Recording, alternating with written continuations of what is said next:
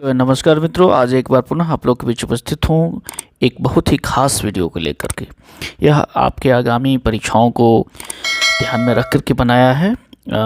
इतिहास सीरीज़ का यह तीसरा वीडियो होगा। इसके पहले दो वीडियो पर हम लोगों ने बात किया है। तो आज हम लोग इस वीडियो में 1857 की क्रांति को इतिहासकारों की नज़र में इस टॉपिक पे हम लोग चर्चा करेंगे। ये बहुत ही खास वीडियो है और आपके हर परीक्षा में आने वाली, चाहे वो बीपीएससी की परीक्षा हो, बिहार दरोगा की परीक्षा हो या कोई भी स्नातक स्तरीय परीक्षा हो, इसमें काफ़ी लाभदायक होगा, ये लाभकारी होगा। तो वीडियो को अंत तक बने रहें और इसका पूर्ण लाभ उठाएं। तो अभी जो भी मित्र इस चैनल पर नए आए हैं वो कृपया करके इस चैनल को लाइक करें, सब्सक्राइब करें और कमेंट्स जरूर करें। तो आगे बढ़ते हैं मित्र और देखते हैं आज का ये खास वीडियो। सबसे पहले हम लोग पश्चिमी इतिहासकारों के बारे में देखते हैं कि पश्चिमी इतिहासकार जो 1857 की क्रांति हुई थी उसके बारे में उनका क्या मत था। तो जेड रॉबर्टसन की कथन पे हम लोग सबसे पहले चलते हैं। जेड रॉबर्टसन एक प्रमुख इतिहासकार हैं पश्चिम के।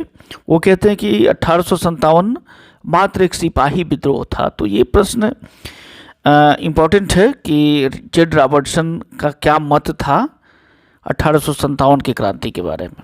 इसी तरह सर जॉन लॉरेंस कहते हैं कि 1857 की जो घटना है वो सिर्फ गाय की चर्बी से उत्पन्न हुआ एक सैनिक उत्पाद थी। ये उन लोगों का कहना है। वो पश्चिम इतिहासकार हैं, अपने तरीक़ा से उन्होंने 1857 की क्रांति को एनालाइज किया है, उसमें हम लोग कुछ नहीं कर सकते हैं।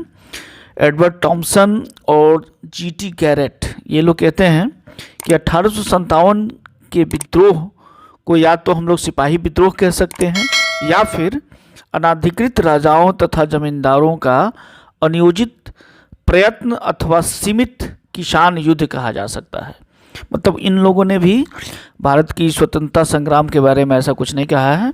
1857 को या तो ये कह सकते हैं कि सिपाही विद्रोह कहा जा सकता है या फिर अनाधिकृत राजाओं का कहने के यहाँ मतलब ये था कि 1857 की क्रांति में अंग्रेज़ों की तरफ से भारत के बहुत सारे राजाओं ने साथ दिया था उनका। 1857 की क्रांति को दबाने में या फिर जब क्रांति चल रही थी तो उस समय अंग्रेज़ों की तरफ से काफ़ी मदद पहुंचाया था कई सारे भारतीय राजाओं ने और ज़मींदारों ने।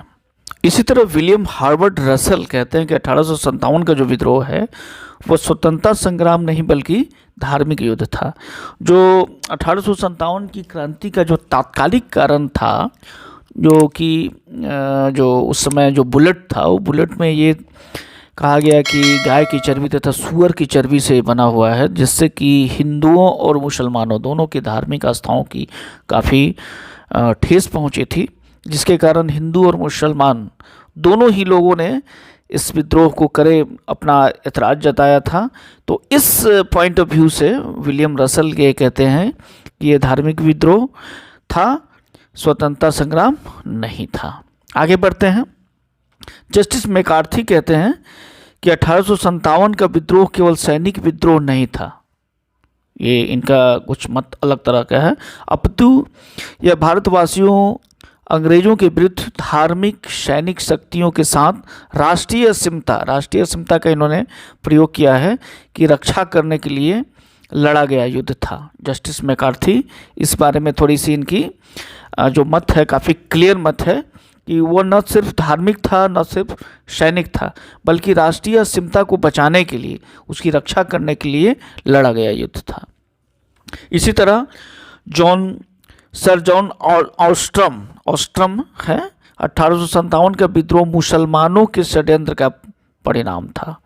इनका कुछ कथन अलग ही है कि 1857 का विद्रोह जो था वो मुसलमानों के षड्यंत्र का परिणाम था। खैर आगे बढ़ते हैं। बेंजामिन डिज़रायली कहते हैं कि 1857 का विद्रोह संचित संयोग से उपजा हुआ राष्ट्रीय विद्रोह था। ये इस चीज़ को मानते हैं कि यह राष्ट्रीय स्तर का विद्रोह था, क्योंकि उत्तर भारत के लगभग सारे क्षेत्र में यह विद्रोह फैला हुआ था।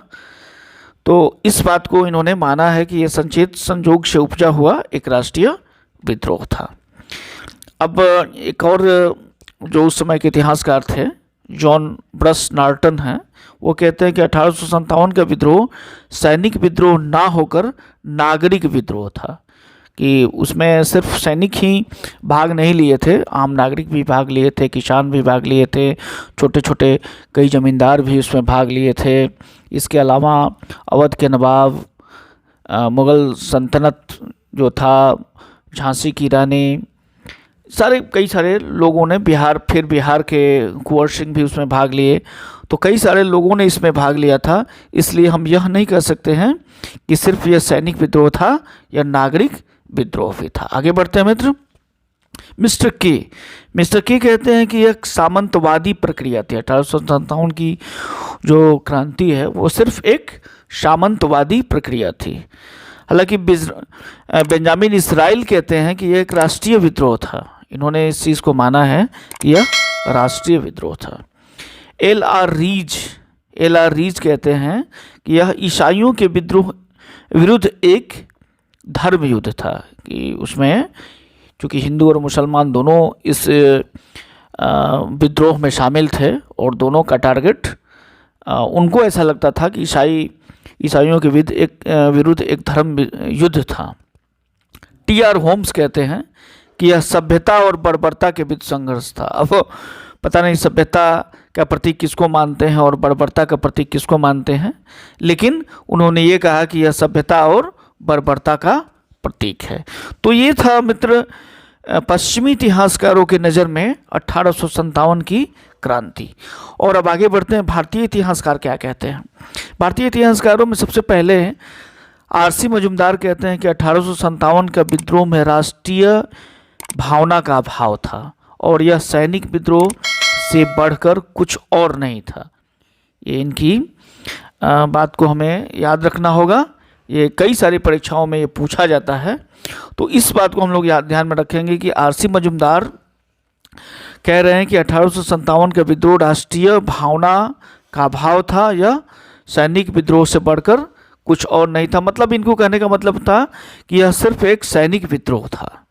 जवाहरलाल नेहरू कहते हैं कि 1857 का विद्रोह केवल सैनिक विद्रोह नहीं था, बिल्कुल उनके उल्टा, अपितु स्वतंत्रता प्राप्ति करने के निमित्त भारतीय जनता का संगठित संग्राम था। ये बहुत ही बढ़िया इन्होंने कहा था और ये सही भी था, क्योंकि सिर्फ एक सैनिक विद्रोह तक सीमित नहीं था। हालांकि इसकी शुरुआत जो हुई थी वो सैनिक विद्रोह के रूप में हुई थी, लेकिन बाद में यह सैनिक विद्रोह ना होकर एक राष्ट्रीय विद्रोह के रूप में स्थान कर लिया था। विनायक दामोदर सावरकर कहते हैं कि 1857 का विद्रोह स्वधर्म और राजस्व के लिए लिया गया राष्ट्रीय संघर्ष था। हालांकि सबसे पहले विनायक सावरकर ने ही इस पर एक किताब भी लिखी थी और उन्होंने कहा था कि यह भारत का पहला स्वतंत्रता संग्राम है। आगे बढ़ते हैं। डॉक्टर सैयद अख्तर अब्बास रिजवी कहते हैं कि 1857 की क्रांति भारत की पवित्र भूमि से विदेशी शासन को उखाड़ फेंकने का प्रयास था। तो इनका भी कहने का मतलब यही था कि यह स्वतंत्रता संग्राम ही था। ये भी भारत के लोगों अंग्रेज़ों को यहाँ से भगाने के, उखाड़ फेंकने के लिए, विदेशी शासन को उखाड़ फेंकने का सीधा सीधा मतलब है कि यह पहला स्वतंत्रता संग्राम, इनका भी कहना यही है।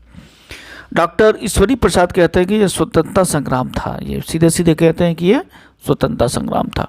डॉक्टर रामविलास शर्मा कहते हैं कि यह एक जन क्रांति थी। तो मित्र, अभी हम लोगों ने देखा कि भारतीय इतिहासकार क्या कहते हैं 1857 की क्रांति के बारे में और पश्चिमी इतिहासकारों के क्या मत है। तो मैं समझता हूँ कि यह वीडियो आपके लिए काफ़ी लाभकारी साबित होगा। चैनल के अंत तक बने रहने के लिए आप लोगों को बहुत बहुत धन्यवाद। अपना कमेंट्स जरूर करेंगे और जो भी मित्र चैनल पर नए आए हैं कृपया करके उसे सब्सक्राइब जरूर कर लेंगे। थैंक यू, धन्यवाद।